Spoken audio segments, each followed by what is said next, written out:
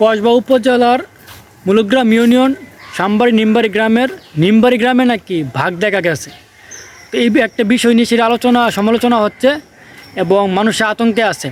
কতটুকু সত্য বিষয়টা? আসলে আমাদের এলাকার কোনো পাশে সুন্দরবনও নাই, বান্দরবনও নাই যে এরকম বন জঙ্গল থেকে এসে বাঘ আসবে। তবে এরকম একটা কথা রব ফুটেছে যে নিমবাড়ি গ্রামে নাকি বাঘ দেখা গেছে, কিছু মানুষ নাকি বাঘ দেখেছে। সেই বিষয়টা নিয়ে আলোচনা হচ্ছে এবং ছোটো ছোটো যে বাচ্চাগুলো আছে তারা কিন্তু স্কুলে যেতে রাজি হচ্ছে না, প্লাস দোকানে পাঠালে তারা কিন্তু যেতে রাজি হচ্ছে না, যে বাঘ আসছে, বাঘ খেয়ে ফেলবে, এই ধরনের কথাবার্তা এখন বাচ্চারা বলতেছে। তো আসলে বাঘ কতটুকু আসছে? আবার অনেকে বলতেছে নিমবাড়ি গ্রামের কিছু মানুষ নাকি সেই বাঘও দেখেছে। তো যারা দেখেছেন বা যারা এই ধরনের আলোচনাগুলা প্রকাশ করেছেন, নিমবাড়ি গ্রামের মানুষদেরকে দৃষ্টি আকর্ষণ করছি, যারা এই ধরনের রব ফুটিয়েছেন, যারা দেখেছেন বা দেখেন নাই, তো তাদেরকে দৃষ্টি আকর্ষণ করছি, যদি এরকম কোনো কিছু না হয়ে থাকে তো অযথা এটাকে বিভ্রান্ত করবেন না, মানুষদেরকে আতঙ্কে রাখবেন না। ছোটো ছোটো বাচ্চারা খুব আতঙ্কে আছে।